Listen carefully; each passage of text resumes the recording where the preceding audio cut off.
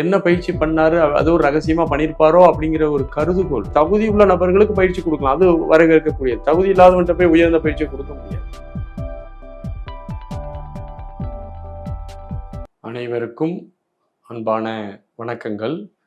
நம்ம மக்கள் கேள்விகள் கேட்கிறீர்கள், அதுக்கு என்னுடைய அறிவு, அனுபவம், யூகம் போன்ற அடிப்படையில் நான் உங்களுக்கு பதில் சொல்லி வருகின்றேன்.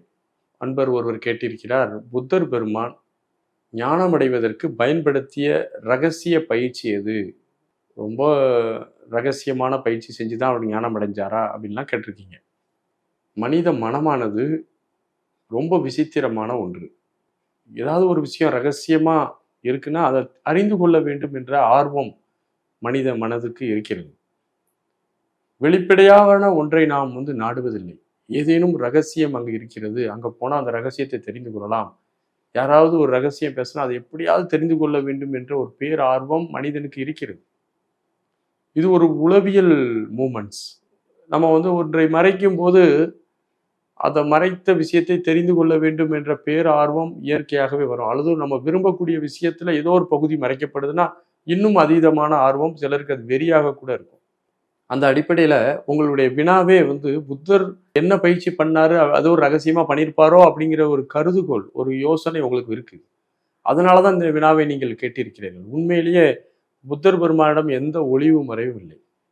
அவர் அழகா சொல்றார், நான் மூச்சை கவனிக்கிறேன், அந்த மூச்சை அமைதியா கவனிப்பதன் மூலமாக ஞானம் பெற்றேன் என்று சொல்றார். 28 வயசுல இருந்து 36 வயது வரை உடலை வருத்தி பார்த்தார். உடல் எலும்பும் தோலுமாக போச்சு. மரணத்தின் தருவாய்க்கு வந்த பிறகு அவர் ஒரு முடிவு பண்றாரு, உடலை அதிகமா வருத்துறதும் வேண்டாம், உடலை அதிகமாக சார்ந்து இருக்கிறது வேண்டாம், மத்தியமா என்ற ஒரு பாதையை தேர்ந்தெடுக்கணும்னு முடிவு பண்ணிட்டு அவர் அமைதியா படுத்துட்டு, சரி ஒண்ணுமே செய்ய முடியலன்னா வெறுமன மூச்சையாவது கவனிப்போம் அப்படிங்கிற ஒரு விஷயத்தை அவர் கவனிக்க தொடங்குகிறார். அப்படி கவனிக்கும் போது அவருடைய உடல் மனம் கொஞ்சம் கொஞ்சமாக சரியாகிறத அவர் பார்க்கிறார். இந்த உடலும் மனதும் சரியாகும் போது ஆட்டோமேட்டிக்கா அவருக்கு அந்த ஞானத்துக்கான ஒரு பாதை உருவாக்கப்படுது. அப்போ ஒரு ஓய்வு பெறுகிறார். எந்த விருப்பு வெறுப்பும் இல்லை, மனதலோடும் சரி உடலோடும் எந்த போராட்டமும் பண்ணல. அவர் தனக்கு நடப்பதை அப்படியே அனுமதிக்கிறார்.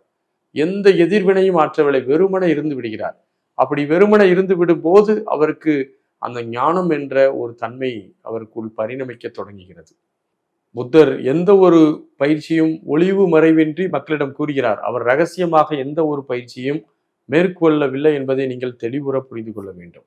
சென்னை வடபழனியில் ஒரு அடிப்படை மூச்சு பயிற்சி கிளாஸ் எடுத்துட்டு இருக்கும்போது அவர் அந்த அன்பர் என்ன சொல்றாரு அப்படின்னா, சார் நான் ஒரு ரகசியமான பயிற்சின்னு சொல்லி ஒரு பிரபல சாமியார் கப்பலில் வச்சு ஒரு பயிற்சி நடத்தினாரு. யாருக்கும் சொல்லித்தர முடியாத ஒரு ரகசியமான பயிற்சி, குறைவான நபர்களுக்கே வாய்ப்பு, ஒரு நபருக்கு 5 லட்சம் ரூபா ஃபீஸ்ன்னு சொல்லி நானும் சாமியார்கிட்ட என்னுடைய இடத்தெல்லாம் வித்துட்டு அந்த பயிற்சிக்கு போனேன். அந்த பயிற்சியெல்லாம் பண்ணிட்டு வெளியிட்டு வந்தால் நம்ம ரகசியமான பயிற்சியை கற்று வச்சிருக்கோம், யாருக்கும் தெரியாது, நம்ம உண்மையிலே அப்படி ஒரு தற்பெருமையாக நான் இருந்துட்டு இருந்தேன். நான் இன்னைக்கு உங்களுடைய பயிற்சி வகுப்புக்கு, அடிப்படை மூச்சு பயிற்சி வகுப்புக்கு வந்திருக்கேன். ஆனால் நீங்க பார்த்தீங்கன்னா அது விட அதிகமான ரகசியங்களும் பயிற்சிகளும் நீங்க கொடுக்குறீங்க. நீங்க கொடுத்த பயிற்சியில அவங்க கொடுத்தது ஒரு 5% கூட கிடையாது. நீங்க அவ்வளவு பயிற்சிகளை கொடுக்குறீங்க, எனக்கு ரொம்ப ஆச்சரியமா இருக்குன்னு ஒரே அழுக. அப்போ இந்த ரகசியம் என்ற ஒன்றே கிடையாதுங்க. தகுதி உள்ள நபர்களுக்கு பயிற்சி கொடுக்கலாம், அது வரவேற்கக்கூடியது. தகுதி இல்லாதவன்கிட்ட போய் உயர்ந்த பயிற்சியை கொடுக்க முடியாது. ஏன்னா யோகத்துல தன்னை தயாரித்து கொண்டு மனதை நுட்பமாக மாற்றினவனுக்கு உயரிய பயிற்சிகளை கொடுத்துட்டே போகலாம். ரகசிய பயிற்சிகள் என்ற ஒன்று கிடையாது. தகுதியான நபர்களுக்கு தகுதியான பயிற்சிகள் என்ற ஒரு அடிப்படை வேணா ஏற்றுக்கொள்ளக்கூடியதாக இருக்கிறது.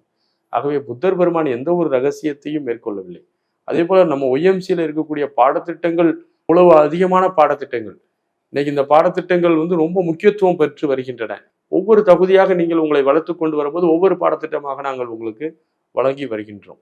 உயரிய யோகங்களை கற்றுக்கொள்வதற்கு நாம் தகுதியை தான் வளர்த்து கொள்ள வேண்டுமே தவிர எந்த ரகசியமும் எந்த குருமார்களும் பின்பற்றவில்லை. அப்படி எதுவும் ரகசியம் இருக்கிறது என்னுடைய பயிற்சியில, வேற யாருமே இந்த பயிற்சி நான் சொல்லித்தரல, நான் மட்டும்தான் ரகசியமான பயிற்சியை கற்றுக் கொடுக்கிறேன் என்றால் அவர் உங்களை ஏமாற்றுகிறார் என்பதை நீங்கள் புரிந்து கொள்ள வேண்டும். ஆகவே நீங்கள் கேட்ட கேள்விக்கு புத்தர் பெருமான் எந்த விதமான ரகசிய பயிற்சியும் செய்யவில்லை. வெளிப்படையாக மூச்சை கவனித்தார், தன்னுடைய இயல்பை அப்படியே ஏற்றுக்கொண்டார், தனக்கு என்ன நடந்தாலும் அதை அனுமதித்தார். ஆகவே நீங்களும் அதை செஞ்சீங்கன்னா நீங்களும் ஞானத்திற்குள் வந்து விடலாம் என்பதுதான் என்னுடைய ஒரு கருத்தாக அமைகிறது. அனைவருக்கும் வாழ்த்துகள். நன்றி, வணக்கம்.